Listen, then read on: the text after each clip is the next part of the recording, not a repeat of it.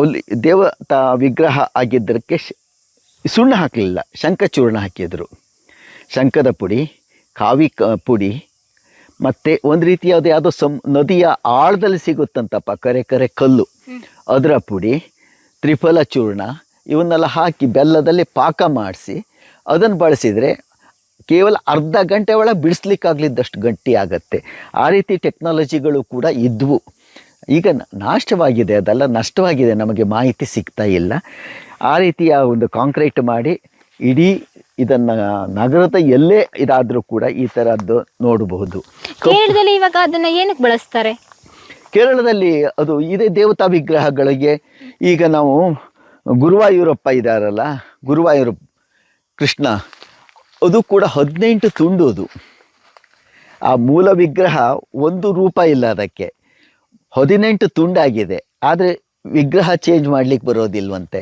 ಅದಕ್ಕೆ ಇದೇ ಕಡು ಶರ್ಕರ ಪಾಕ ಹಾಕಿ ಬೆಳೆಸ್ತಾ ಅದನ್ನು ಕೂಡಿಸಿ ರೆಡಿ ಮಾಡಿರುವಂಥದ್ದನ್ನು ನೋಡಬಹುದು. ಅಂದರೆ ಕಲ್ಲಿಂದ ಅಂಟ್ಕೊಬಿಡುತ್ತಾ? ಹೌದು, ಕಲ್ಲು ಅಂಟ್ಕೊಳ್ಳುತ್ತೆ. ನಾವು ಏನು ಮಾಡ್ತೇವೆ ಅಂತಂದರೆ, ನಮ್ಮಲ್ಲಿ ಗುಡ್ಡೆಗೇರು, ಗೇರು ಸೊಪ್ಪೆ ಹೆಸರು ಕೇಳಿದ್ದೀರಲ್ಲ?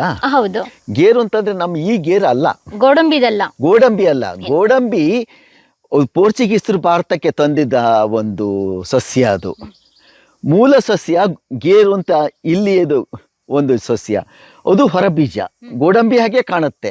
ಆ ಮೇಲಿನ ಹಣ್ಣು ತಿನ್ನಲಿಕ್ಕೆ ಭಾಳ ರುಚಿ.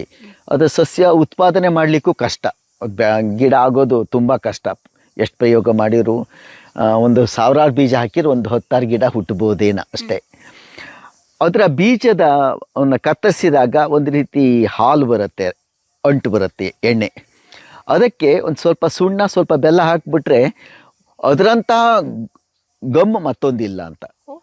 ಪಾತ್ರೆಗಳನ್ನು ಕೂಡಿಸ್ಬೋದು.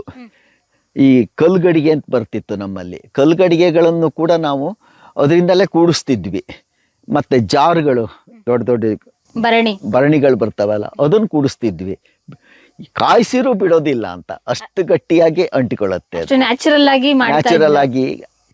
ಮತ್ತಿನ್ಯಾವ ತೊಂದರೆಯೂ ಇಲ್ಲ, ಅಷ್ಟು ಗಟ್ಟಿಯಾಗಿರುತ್ತೆ. ಇದೆ ನಮ್ಮಲ್ಲಿಯೂ ಕೂಡ ಆ ಕಾಲದಲ್ಲಿ ಆ ಕಾಲಘಟ್ಟದ ಟೆಕ್ನಾಲಜಿ ಬಳಸ್ಕೊಂಡು ಈ ರೀತಿ ಮಾಡ್ತಾ ಇರುವಂಥದ್ದನ್ನು ನೋಡ್ಬೋದು.